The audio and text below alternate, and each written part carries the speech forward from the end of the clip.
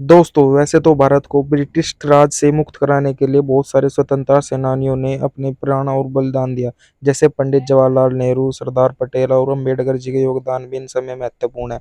लेकिन इन सब से अलग हम बात करने वाले हैं ब्रिटिश भारत के शासन से तंग होकर अपने जीवन के सबसे कम क्षणों में यानी कि 19 वर्ष से पहले ही अपनी शहीदों को प्राप्त करने वाले खुदीराम बोस के बारे में। मेरा नाम है सौरभ कुमार और आप देख रहे हैं मेरा YouTube channel success with Saurabh. चलिए शुरू करते हैं। खुदीराम का जन्म 3 दिसंबर 1889 को पश्चिम बंगाल के मिदनापुर जिले के बहुनी नामक गांव में कायसियत परिवार में बाबू त्रिलोकनाथ बोस के यहाँ हुआ था। उनकी माता का नाम लक्ष्मी प्रिया देवी था। बालक खुदीराम के मन में देश को आजाद कराने की ऐसी लगन थी कि वह कक्षा 9वीं के बाद पढ़ाई छोड़कर स्वदेशी आंदोलन में कूद पड़े। छात्र जीवन में ऐसी लगन मन में लिए इस नौजवान ने हिंदुस्तान पर अत्याचारी सत्ता चलाने वाले ब्रिटिश साम्राज्य को ध्वस्त करने के संकल्प में धैर्य और अलौकिक का परिचय देते हुए ब्रिटिश सरकार के खिलाफ अपना पहला बम फेंक दिया, जिसके कारण यह गिरफ्तार हुए और आगे चलकर इन्हें इसी के कारण फांसी की सजा भी हुई।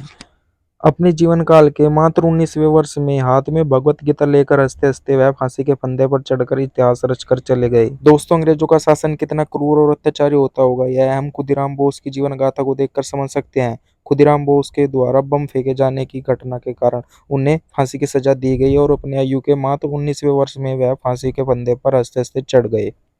हम गांधी नेहरू को तो जानते हैं, लेकिन खुदीराम बोस जैसे महान क्रांतिकारी नेता का हम नाम तक नहीं जानते, जिन्होंने अपने प्राणों की चिंता किए बिना अपने प्राणों को भारत की स्वतंत्रता के लिए त्याग दिया। धन्य है ऐसे वीर सपूत जो भारत की धरती पर जन्म लेकर पैदा हुए।